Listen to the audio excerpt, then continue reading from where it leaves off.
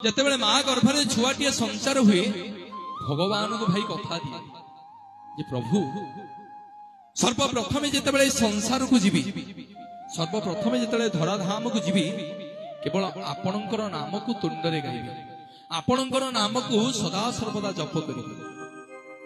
କିନ୍ତୁ ଯେତେବେଳେ ମା ଗର୍ଭରୁ ଧରାଧାମରେ ପଡେ, ଭୁଲିଯାଏ ଭଗବାନଙ୍କୁ, ଭୁଲିଯାଏ ଜଗନ୍ନାଥକୁ, ଜୀବନ ଯାକରେ କେବଳ ମାୟା ମୋହ, ପିଲା ଛୁଆ, ଦାଦା ଖୁଡି, ମଉସା ମାଉସୀ, ଜେଜେବାପା ଜେଜେମା ଏଇ ମାନଙ୍କର ସଂସାର ଜାଲରେ ଛନ୍ଦି ହେଇଯାଏ।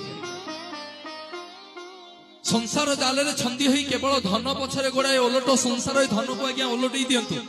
ଧନ ନ ତାକୁ ଧରିବାର ଆବଶ୍ୟକତା ନାହିଁ।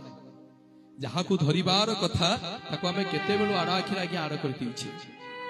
ସେଇଥିପାଇଁ ତ ଭକ୍ତ କହେ, ରତ୍ନ ଭଣ୍ଡାରରେ ରତ୍ନ ଖୋଜି ଖୋଜି ରତ୍ନର ରହସ୍ୟ ଗୁଣି, ରତ୍ନ ଭଣ୍ଡାରରେ ରତ୍ନ ଖୋଜି ଖୋଜି ରତ୍ନର ରହସ୍ୟ ଗୁଣି, ଅସଲି ରତ୍ନକୁ ଜାଣିଲା ବେଳକୁ ମିଛରେ ହୋଇଲି ବାଇ, ରତ୍ନ ଖୋଜୁଛ କି ଜନେ ଅସଲି ରତ୍ନ ତ କାଳିଆ ରତନ, ବିଜେ ରତ୍ନ ସିଂହାସନେ, ବିଜେ ରତ୍ନ ସିଂହାସନେ, ବିଜେ ରତ୍ନ ସିଂହାସନେ।